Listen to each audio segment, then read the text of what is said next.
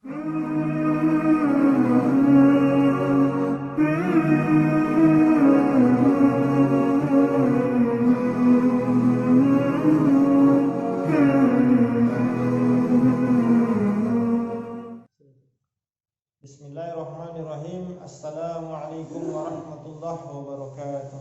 Waalaikumsalam warahmatullahi wabarakatuh. Innal hamdalillah nahmaduhu wa nasta'inuhu wa nastaghfiruh wa natubu ilaih wa na'udzu billahi min shururi anfusina wa min sayyiati a'malina may yahdihillahu fala mudilla lahu wa may yudlil fala hadiya lahu. Asyhadu an la ilaha illallah wa asyhadu anna Muhammadan abduhu wa rasuluh. Allahumma shalli ala Muhammad wa ala alihi wa ashabihi wa man tabi'ahum bi ihsanin ila yaumiddin wa ba'd. Ikhwas sekalian yang dirahmati oleh Allah Subhanahu wa taala, alhamdulillah kita memuji Allah Subhanahu wa taala. Kita memohon pertolongan kepadanya dan berlindung kepadanya dari keburukan jiwa-jiwa kita, dari keburukan nafsu-nafsu kita, dari keburukan godaan syaitan, dan kita senantiasa beristighfar kepadanya, dan mudah-mudahan Allah Subhanahu wa taala memberikan hidayah kepada kita, karena hidayah ini yang akan menyelamatkan kita di dunia dan di akhirat. Barang siapa yang diberikan hidayah oleh Allah Subhanahu wa taala, tidak ada yang dapat menyesatkannya, dan barang siapa yang disesatkan oleh Allah Subhanahu wa taala tidak dapat memberinya hidayah. Itu orang-orang yang tidak ingin membaca kitabnya, membaca sunnah rasulnya, mengikuti sunnah rasulnya, dan senantiasa thalabul ilmi, menuntut ilmu agama, karena ilmu agama ini adalah jalan untuk meraih kebaikan. May yuridillahu bihi khairan yufaqihu fid din. Barang siapa yang Allah Subhanahu wa taala menginginkan baginya kebaikan, maka dipahamkan dalam masalah agama. Mafhumul mukhalafah, kebalikannya, barang siapa yang diinginkan oleh Allah Subhanahu wa taala keburukan baginya, yaitu dijauhkan dari majelis-majelis ilmu. Dia malas menuntut ilmu, tidak mau mengkaji agama Allah Subhanahu wa taala yang merupakan petunjuk dan hidayah keselamatannya di dunia dan di akhirat. Pembahasan kita pada subuh kali ini adalah mencari jalan menuju Allah Subhanahu wa taala. Mencari wasilah menuju Allah Subhanahu wa taala. Wabtaghi ilaihil wasilah, dan carilah jalan-jalan untuk mencari keridhaan Allah Subhanahu wa taala. Mencari jalan menuju Allah Subhanahu wa taala ini tentunya dengan melaksanakan semua yang diperintahkannya sekemampuan kita, dan meninggalkan semua larangan dan mutlak kita meninggalkannya. Kalau masalah kebaikan ibadah itu sekemampuan kita. Sekemampuan kita. Wattaqullaha mastata'tum. Bertakwalah kepada Allah Subhanahu wa taala dengan sekemampuan kalian. Wattaqullaha mastata'tum. Laksanakan ketaatan ibadah sekemampuan kalian. Adapun tentang larangan maksiat, maka kita mutlak meninggalkannya. Tidak ada sekemampuan kita. Bukan lagi sekehendak kita, tetapi mutlak kita tinggalkan. Ma nahakum anhu fajtanibuh. Apa yang kami larang atas kalian, maka tinggalkanlah. Tidak sekemampuan. Harus paksakan diri. Bukan sekehendak nafsu kita. Ikhwas sekalian rahmat Allah Subhanahu wa taala, kita sudah melaksanakan sholat subuh, kemudian dengan sholat sunnah subuh, kemudian malam tadi kita qiyamul lail dalam program mabit kita setiap malam Jumat.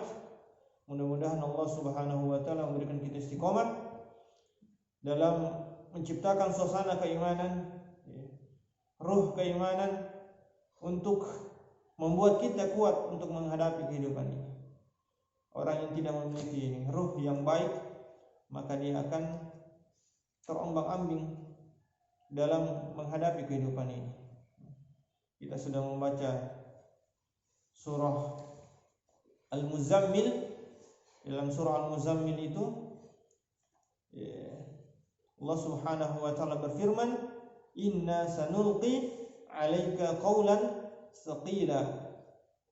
Kami akan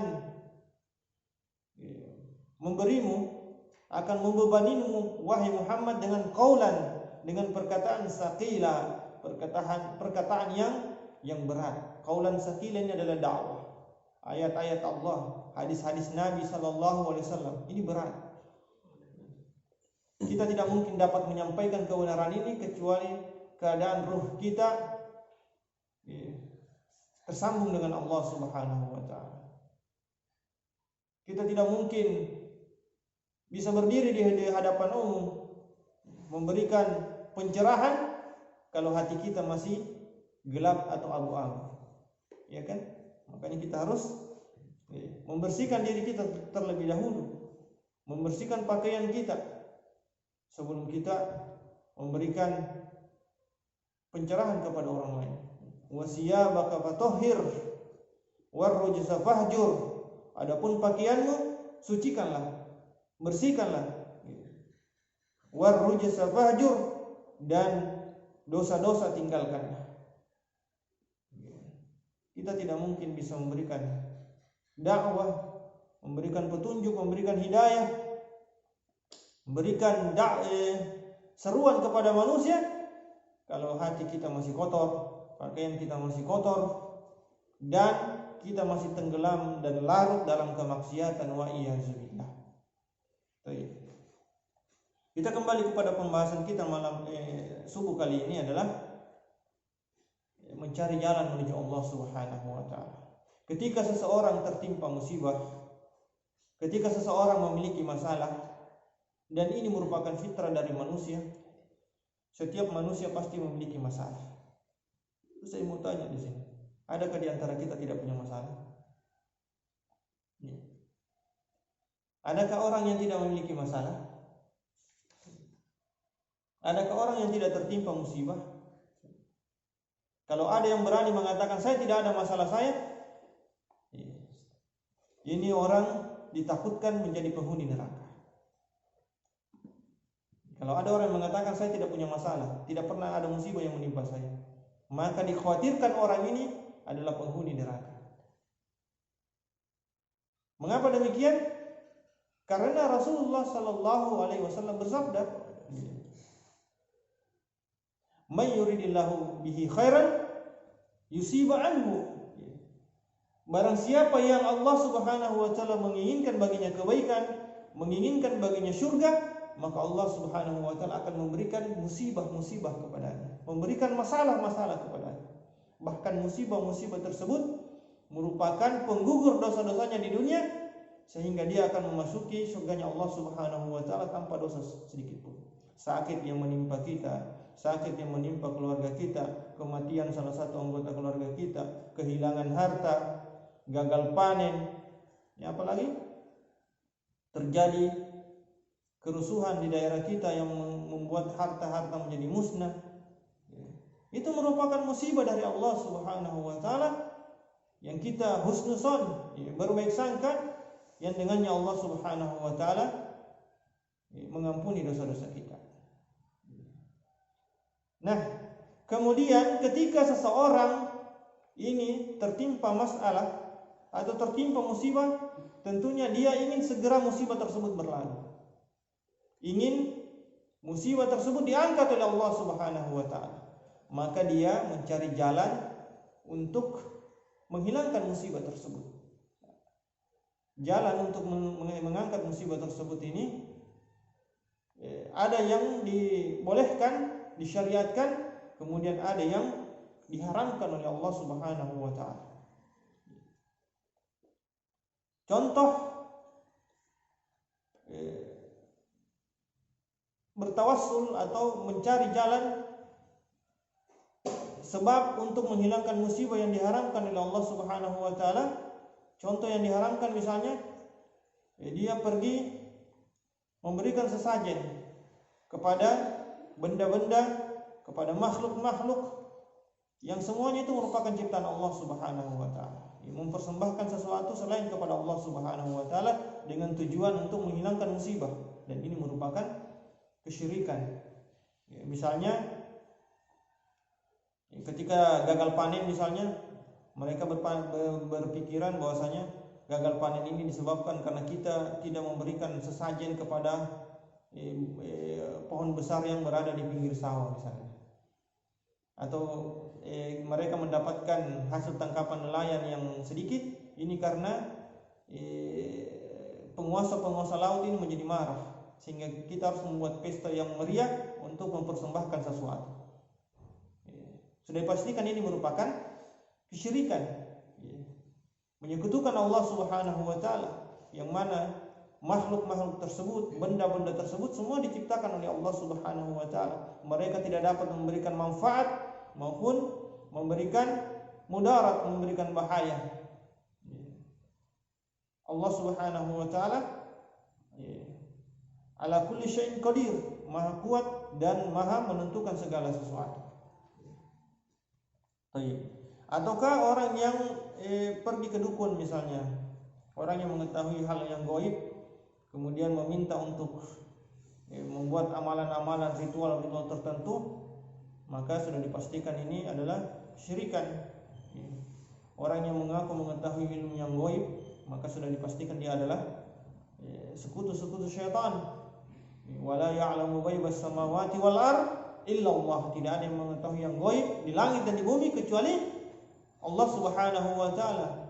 Illa man irtada min rasul, dan juga yang diridhoi dari para rasul. Hanya ini saja yang mengetahui yang gaib. Nabi pun, para nabi dan rasul itu menyampaikan yang gaib tentang hari kiamat, tentang kejadian yang akan datang. Itu semua dari Allah Subhanahu wa taala. Adapun manusia biasa kalau mengaku mengetahui yang gaib, sudah dipastikan dia adalah dukun. Dia adalah sekutu-sekutu syaitan. Baik. Nah, kita akan membahas tawassul, mencari jalan kepada Allah Subhanahu wa taala untuk menghilangkan musibah yang disyariatkan. Yang pertama adalah at-tawassul biduai rajulin soleh, yaitu menjadikan perantara, menjadikan wasilah kepada Allah Subhanahu wa taala untuk mengangkat musibah atau memenuhi hajat dengan biduain rajulin soleh, dengan doa orang soleh hayyan, masih hidup. Perlu digarisbawahi, masih hidup. Banyak dalil-dalil dalam hadis-hadis Nabi SAW yang menjelaskan tentang hal tersebut. Ketika di Madinah terjadi kemarau yang panjang, maka ketika Nabi SAW di hari Jumat sedang berkhutbah, maka datanglah seorang Arab Badui, Arab kampung, mengatakan, "Ya Rasulullah, halakatil amwal, harta kami sudah hancur, wa in qatas subul, jalan-jalan sudah terputus, kami mengalami kelaparan karena hujan tidak pernah turun. Tidak pernah turun. Istaghisna, maka mohonkanlah kepada kami, kepada Allah Subhanahu wa taala untuk menurunkan hujan." Kemudian Nabi SAW mengangkat tangan beliau sampai kelihatan ketiak beliau karena tingginya. Nabi SAW mengangkat tangannya, Allahumma aghisna, Allahumma aghisna, Allahumma aghisna. Ya Allah, turunkanlah kepada kami hujan, turunkanlah kepada kami hujan, turunkanlah kepada kami hujan. Anas bin Malik radhiyallahu an yang meriwayatkan hadis tersebut mengatakan, seolah-olah di langit awan-awan ini ada yang menggiringnya dan berkumpul di atas Madinah, semakin lama semakin pekat dan menurunkan hujan. Bertawassul dengan doa orang yang soleh yang masih hidup, menjadikan doa orang yang soleh yang masih hidup untuk menyelesaikan masalah.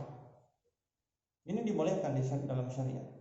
Kalau kita ada masalah, kita minta didoakan oleh kiai, kita minta didoakan oleh ustaz yang kita mengenalnya istiqomah melaksanakan syariat Allah Subhanahu wa taala, maka kita tidak apa-apa minta didoakan. Ya.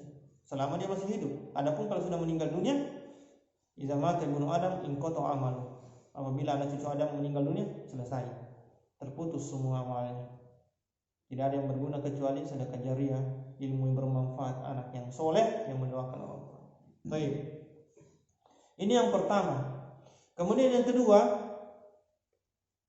menjadikan perantara untuk menghilangkan musibah, yaitu dengan bertawassul bi amali as-solih, bi amali as-solihah al-khalisah. Yaitu bertawassul, menjadikan perantara dengan amal-amal yang soleh yang pernah kita lakukan, yang paling ikhlas karena Allah Subhanahu wa taala. Ada dalilnya dalam hadis Nabi sallallahu, hadis ini diriwayatkan oleh Imam Al-Bukhari, hadis yang sahih, bahwasanya ada 3 orang yang melakukan perjalanan karena terjadi badai, mereka masuk ke dalam gua. Ya kan, masuk ke dalam gua, mereka berteduh di situ. Ketika mereka masuk ini, tiba-tiba batu besar menggelinding dari bukit dan menutup mulut gua tersebut, sehingga mereka ini sudah sesak napas, sudah kepanasan, sedikit lagi akan meninggal dunia ketiga orang ini. Maka salah seorang di antara mereka berkata, la yunjina min hadha sakhra illa bi nada Allah bi amali salih allati naf'al min qabl. Tidak ada yang bisa menyelamatkan kita di dalam gua ini kecuali kita berdoa kepada Allah dengan perantara amal-amal soleh yang pernah kita lakukan. Maka orang yang pertama berdoa bahwasanya dia pernah orang yang pertama adalah orang yang sangat berbakti kepada orang tuanya. Orang yang berbakti kepada orang tuanya. Orang tua ini merupakan awsa' abwabul jannah. Orang tua ini merupakan pintu surga yang terluas. Jadi kalau sudah meninggal orang tua kita, maka pintu surga kita semakin sempit. Tinggal amal-amal soleh yang lain, yang itu kadang diterima, kadang tidak, kadang ikhlas, kadang tidak. Adapun orang tua ini kata Nabi SAW adalah pintu surga yang terluas. Kalau kita ingin meluaskannya, berbakti kepadanya, maka kita mudah masuk surga. Apabila kita menyanyiakannya, sulit kita masuk surga. Ridha Allah biridha walidain. Ridha Allah adalah ridha kedua orang tua. Wa sakhatillah bi sakhati walidain. Murkanya Allah kalau orang tua kita murka. Jangan sampai orang tua kita murka kepada kita, wayazubillah. Baik. Ya, senangkanlah orang tua kita kalau kita masih hidup. Baik. Dianya orang berbakti kepada orang tuanya. Dia mendahulukan orang tuanya dibanding keluarganya. Nah, ini dia. Orang yang sudah menikah biasanya itu punya anak lucu-lucu, punya istri cantik-cantik. Biasanya apa yang minta anak istrinya kasih, orang tuanya minta tunggu dulu, dipikir-pikir dulu. Tidak boleh seperti itu. Itu bukan berbakti kepada orang tua. Orang ini dia mendahulukan orang tua. Ketika dia ada makanan tersebut tidak ingin diberikan kepada keluarganya kecuali orang tuanya dulu mau makannya, kemudian diberikan kepada keluarga. Pernah suatu hari orang tuanya tertidur, maka dia menunggu orang tuanya dibangun untuk diberikan makan, padahal anaknya merengek-rengek. Kalau orang itu berkata, kalau amalan ini ikhlas karenamu, maka bebaskanlah kami dari mulut gua ini. Maka tiba-tiba batu yang menutup gua itu bergeser karena amal soleh. Akhirnya mereka sudah bisa bernapas, sudah ada angin-angin yang masuk, sudah ada sejuk-sejuk yang masuk. Tadi sudah sesak napas semuanya. Kemudian orang yang kedua berdoa bahwasanya dia dahulu adalah seorang yang memiliki harta yang lumayan kaya, kemudian dia memiliki sepupu, dia memiliki keluarga sepupu yang yang boleh dikatakan ya cantiklah wanita, maka sepupunya ini miskin, dia selalu meminta tolong kepada laki-laki ini. Tetapi laki-laki ini selalu mengatakan, kamu bisa saya bantu, tetapi kamu harus menyerahkan dirimu kepada saya. Maka sepupunya menolak tentunya. Dia masih memiliki rasa malu, memiliki takut kepada Allah Subhanahu wa taala. Pada suatu hari ketika terjadi paceklik yang sangat, wanita ini sudah tidak memiliki makanan, dia sudah hampir meninggal, maka dia datang kepada laki-laki untuk meminta pertolongan. Maka laki-laki mengatakan syaratnya seperti dahulu. Maka wanita ini karena sudah terpaksa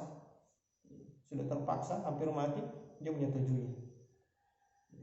Ketika laki-laki ini sudah berada di antara syu'abil arba', 4 bagian tubuh wanita tersebut, paham ya? Orang yang sudah menikah ini paham. Dia sudah berada di atas wanita tersebut, dia akan melakukan sesuatu yang layaknya suami istri. Maka wanita ini berkata, ittaqillah ya ibadillah, takutlah kepada Allah wahai hamba Allah.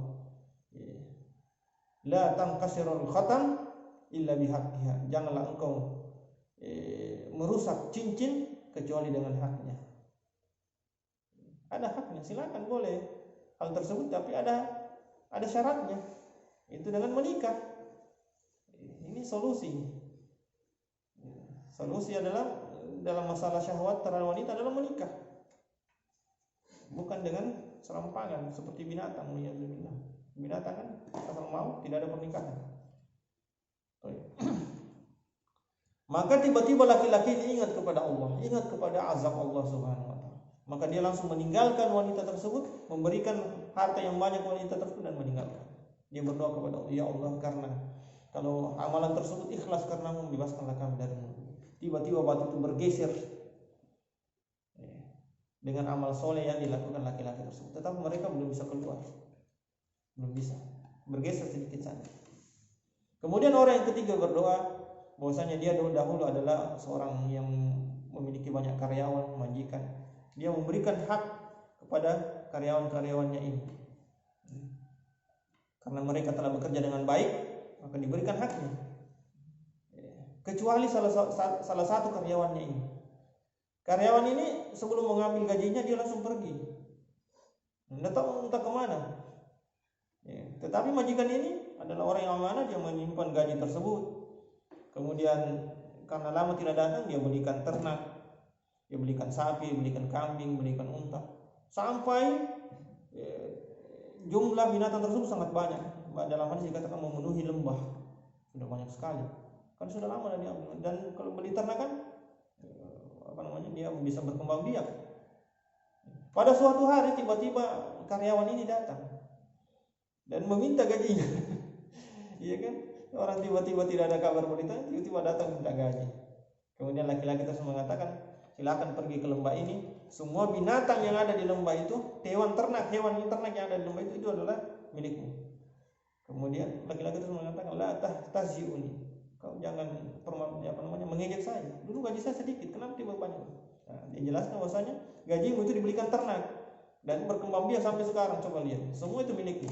Maka orang tersebut mengambil semua ternak tersebut dan pergi tanpa berterima kasih. Wah, kira-kira bagaimana kalau gitu? Ya kan? Sudah disimpankan gajinya, hartanya semakin banyak, tiba-tiba pergi tidak terima kasih.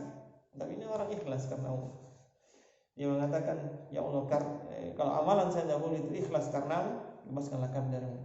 Dan batu itu bergeser, membuka di mulut gua, dan mereka bisa keluar dari bahaya yang akan menimpa mereka di dalam gua tersebut. Mereka selamat. Bertawassul, menghilangkan masalah dengan amal soleh yang pernah kita lakukan karena Allah Subhanahu wa taala. Kemudian yang ketiga, tawassul atau berwasilah untuk menghilangkan musibah atau masalah yang menimpa kita, itu dengan berdoa dengan wasilah Asmaul Husna, dengan nama-nama Allah yang paling indah. Asmaul Husna, dia berdoa, ya Ghaffar, wahai yang maha pengampun, ya Muyassar, wahai yang memudahkan semua urusan, yassirni, mudahkanlah urusanku. Berdoa dengan asmaul husna. Walillahil asmaul husna fad'uuhu biha. Allah Subhanahu wa taala memiliki nama-nama yang baik, berdoalah kalian dengan menyebut nama-nama tersebut. Itu ada 3 amalan yang bisa membuat hajat kita diterima oleh Allah Subhanahu wa taala. Yang pertama dengan doa orang soleh yang masih hidup, kemudian yang kedua adalah dengan amal soleh yang paling ikhlas yang pernah kita lakukan, berwasilah dengannya. Kemudian yang ketiga adalah dengan menyebut asmaul husna, nama-nama Allah Subhanahu wa taala yang paling baik. Insyaallah Allah Subhanahu wa taala akan menerima dan mengijabah semua doa-doa kita. Tetapi yang perlu kita perhatikan di sini, syarat diterimanya doa harus kita perhatikan. Syarat diterimanya doa adalah yang pertama adalah makanan kita harus halal. Makanan kita harus halal, kemudian amalan kita harus ikhlas, kemudian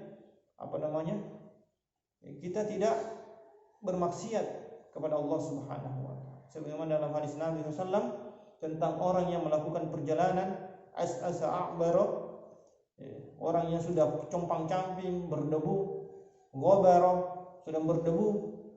Orang yang musafir itu doanya diterima. Kemudian dia mengangkat tangannya ke langit, ya Rabbi, ya Rabbi, wahai Tuhanku, wahai ya Rabbku, wahai Rabbku, kabulkanlah doaku. Allah Subhanahu wa taala pasti akan mengijabah doa orang tersebut apabila dia memenuhi syarat. Tetapi ternyata orang tersebut makanannya haram, wa ta'amu haram, makanannya haram, wa malbasuhu haram, pakaiannya haram. Dia dapat makanan tidak halal, hasil korupsi misalnya. Bagaimana mau diterima? Ya kan? Kemudian pakaiannya haram, pakaiannya dibeli dari uang haram misalnya.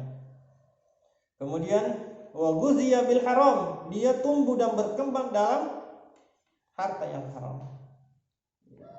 Bahkan dia tumbuh dalam kemaksiatan, lalai terhadap perintah Allah Subhanahu wa taala. Wa anna yustajabu lah, bagaimana mungkin doanya akan diterima? Ya kan? Maka kita harus memenuhi syarat-syarat diterimanya doa. Meskipun kita telah bertawassul menjadikan wasilah amal soleh tersebut doa-doa orang soleh, tetapi kalau kita tidak bertaubat, tidak memperbaiki diri, maka sama saja dengan kita mencuci baju yang bersih dengan air comberan, nggak mungkin akan bersih. Atau mencuci pakaian putih dengan najis, nggak mungkin akan bisa sempurna. Waliyahzubillah.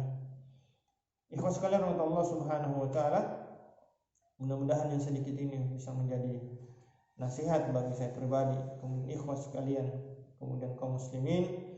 Mudah-mudahan Allah Subhanahu wa taala selalu membimbing kita, memberikan kita taufik, memberikan kita hidayah, sehingga kita senantiasa taat dan beribadah kepada Allah Subhanahu wa taala hatta ya'tiyakal yaqin, sampai kematian mendatangi kita, sampai ruh-ruh kita dicabut oleh malaikat maut dan mematikan kita dalam keadaan husnul khatimah, dan kita berlindung kepada Allah dalam kematian su'il khatimah, kematian yang buruk. Wa ya'zubillah. Kita tutup dengan doa kafaratul majlis. Subhanakallahumma bihamdik, asyhadu an la ilaha illa anta, nastaghfiruka wa natubu ilaik. Assalamualaikum warahmatullahi wabarakatuh.